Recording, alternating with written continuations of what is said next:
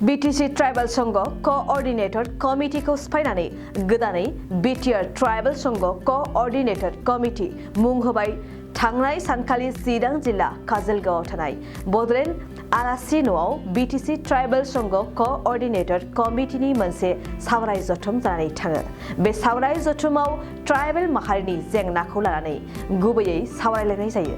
बेबादिनो आथिखालाव BTR ओनसोलाव सोलिनाय हा मेला ट्राइबेल फोरमानलाइसि बानायनाय आरो ट्राइबेल माहारिनि गेजेराव नुजाथिनाय गुबुन गुबुन जेंनाखौ लानानै बे जथुम्मायाव सावरायलायनायखौ मिथिहोदों लोगोसेयैनो बे जथुम्मानि गेजेरजों BTC ट्राइबल संघ Co-Ordinator कमिटिनि गोजाम आफादखौ सिफायनानै गोदान आफाद दानानै लानाय जायो आरो आगुनि BTC ट्राइबल संघ Co-Ordinator कमिटि मुंखौ सोलायनानै गोदानै BTR ट्राइबल संघ Co-Ordinator कमिटि मुं होनाय जायो जथुम्माया दिनै बेयाव चिरां डिस्ट्रिक्टनि बे बड'लेण्ड गेस्ट हाउसआव जों बेखौनो जिरायदों जे जोंहा BTD Co-Ordination Committee ट्राइबेल संघ दङ आरो बे BTD Co-Ordination Committee ट्राइबेल संघखौ आगोलनि गोजाम आफादखौ जोङो दिनैहाय सिफायनानै बिसेस खारनबशत' जों माने गोदान आफाद दानाय जाबाय आरो गतिके आरो नामाबो जोंना आगोल BTD मोन गतिके दा BTR Co-Ordination Committee ट्राइबेल संघ हिसाबै जों बेखौ दानाय जाहैबाय दिनैनि आल'सना बेनोमोन जे जोंनि रायलायनाया जिहेतु जोंनि जेनाखि BTR ओनसोलाव जेखौ लेन्ड मेला खालामदों बे लेन्ड मेलाफोराव जोंनि बिसेसकरि ट्राइबेल मानसिफ्रा हानि मोनथायनि थाखाय जे आवेदन निवेदन खालामदों बेहाय बहुद समस्या जानानै फैदों बे आरो कास्ट सार्टिफिकेटनि जोंनि जेनाखि ट्राइबेल माहारिनि जेनाखि कास्ट सार्टिफिकेट बे कास्ट सार्टिफिकेट इस्युआवबो सरकारा जेनाखि अनलाइननि बेबस्था खालामदों बेवहायबो जोबोरैनो जोंहा माने गुदुसिन जानानै फैदों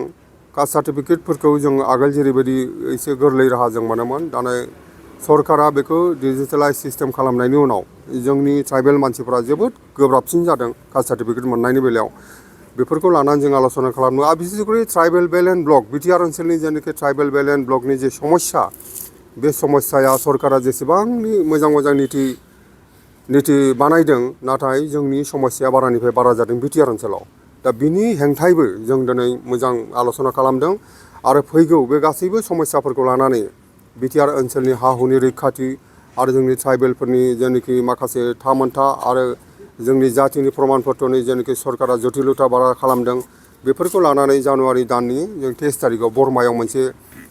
मिटिं लाबावनाय जाबाय गोदान आफादा गोदान Co-Ordination Committee ट्राइबेल संघआ बेवहाय जोङो माखासे प्रस्ताब लानाय जागोन आरो बे प्रस्ताबखौ BTR सरकारनाव जों होनाय जागोन आरो जोंनि प्रस्ताबखौ जोंनि मिरु आफाद ट्राइबेल संघआवबो जों दैथायहरनाय जागोन थांनाय सम माखासे सिगाङाव माखासे दास मानसिनोबो माने ट्राइबेल संघनि सार्टिफिकेट होनायखौ दावराव मोखां बिजाब फेसबुकफ्रावहाय भाइरेल जानायखौ नुदोंमोन नंगौ जोंबो बेखौ खोनादों आरो जों माने मिडियाआव नुनो मोनदों बियो जोंनि थाखाय मालाबाबो आजावजाथाव नङा आरो दुखुनांथाव बियो सरकारनि माखासे नीतिनि थाखाय बे जानो मोनदों जिहेतु ट्राइबेल सार्टिफिकेट एबा कास्ट सार्टिफिकेट एप्लाइ खालामनायनि सेराव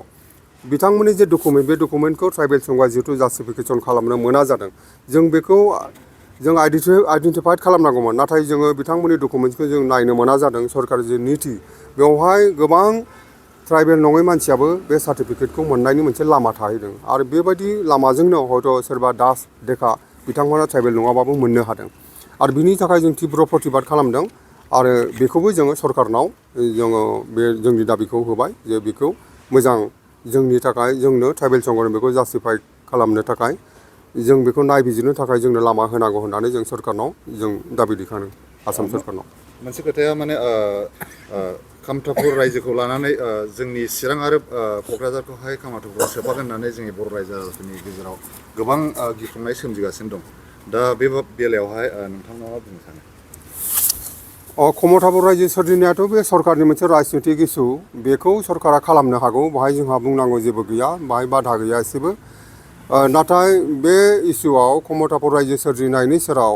BTCनि बा BTRनि बबेबा खोन्दोखौ जुदि होयोब्ला बेहाय जों ट्राइबेल संघआबो एबा BTR Co-Ordination Committee ट्राइबेल संघआ माब्लाबाबो बेखौ मानिना लानो हाया गोबां खोन्दो नङा 1 इन्सि हा जुदि बे कामतापुराव थाङोब्ला बिनि गोख्रों आन्दोलन खालामनाय जागोन आरो बिनि प्रतिबाद खालामनाय जागोन आरो कुनु BTR ओनसोलनि कुनु दल संघ थानानै बेखौ जोंनि ट्राइबेल मानसिया संगठना मानिनानै लाखायाखै आरो जोंबो मानिनानै ला बिनि जों गोख्रों बिनि हेंथायै सोमावसारगोन आरो बेखौ खालामनो थाङोब्ला फैगोन बिसायख'थियाव क'क्राझारनि जे लकसभा सिटखौहाय माने एसटिनिफ्राय बोखारनायनि माखासे दावराव दावसि सोमजिगासिनो दं बे बेलायावहाय बिनि थाखायथ' जोंनि क'क्राझार ओनसोलनि दल संगठन गासिबो बिनि हेंथायै जोबोद प्रतिबाद खालामदों आरो बिनि हेंथायै गसंगोन आरो जोंबो फैगौ 23 तारिखनि जे बरमानि अधिवेशन माने BTR ट्राइबेल संघनि क'अर्डिनेशन कमिटि बेहाय बे सोमोन्दै जों आरो रायज्लायबावगोन 23 तारिखआव